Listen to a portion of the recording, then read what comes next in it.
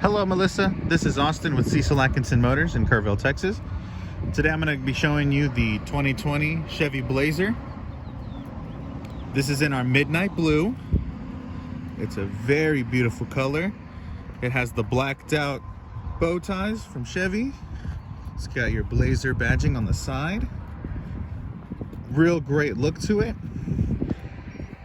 I wanted to do a quick walk around. I know you've seen the exterior, but let's go inside and take a look at that interior. As you'll notice as I come up to the vehicle, right on the door handle here, this is your integrated hands-free access. You can lock and unlock to get in, as long as you have your key fob next to you. Now, let's start by turning the vehicle on. As you can see right here, is your push to start. You put your foot on the brake. Boom, turns right on. So here's your steering wheel. You've got your menu options here. You can go up, down, you can go left, choose what you want to see in the info, or go into the options. Here are your cruise control settings. You have on, cancel, hit it again for off. You've got resume, and you've got set. In the back here, see if I can get you to look back there. Right here, you have your panel selections for your favorites and for your volume, each one on left or right. As we come here, this is your infotainment system. It is touchscreen. You still have the use of buttons, which some people do like. You have your home button. It'll take you home. You can see your audio, your phone, the 4G LTE Wi-Fi hotspot, your vehicle settings, Apple CarPlay, Android Auto, and the OnStar services. Now, as you can see here, you have the auto stop and start. What that does is when you're at a complete stop, to save you fuel consumption, it'll idly put your vehicle below 0 RPM. And once you start going just like that, it'll turn right back on.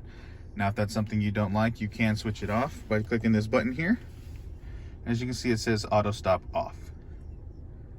On the right-hand side, you'll see your traction control and the glove box button.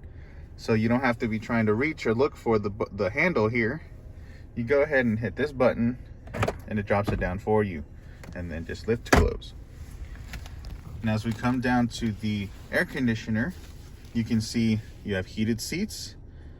You have all your different areas to do your AC, the floor to you, or to do the defogger.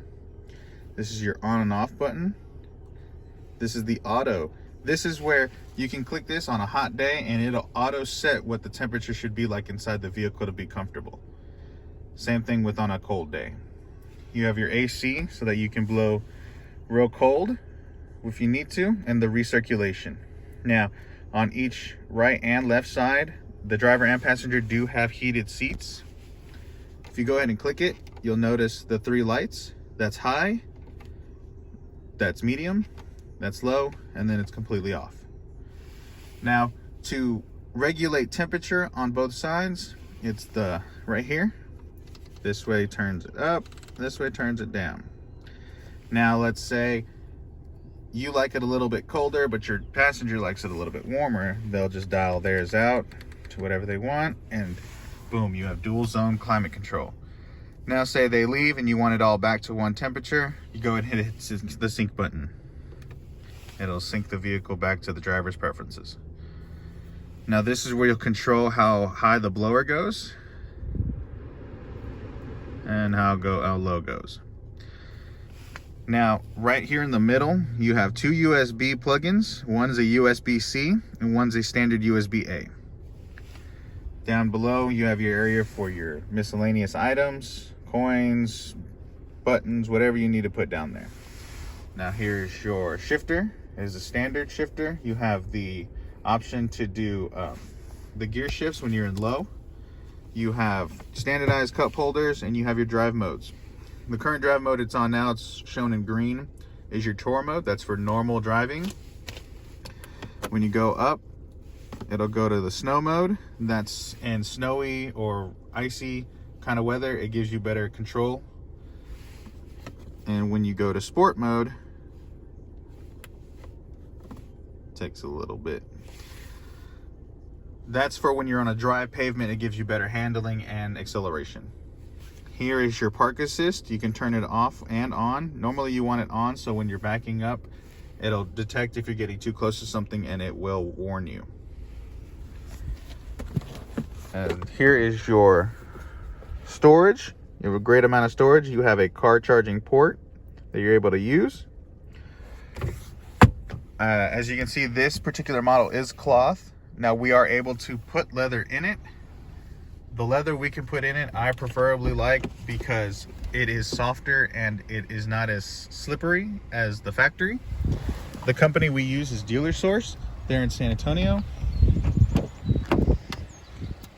And they keep the leather that they put in hand stitched, and they go accustomed to the stitching that's on the rest of the vehicle, making it look flush. This is your back seat.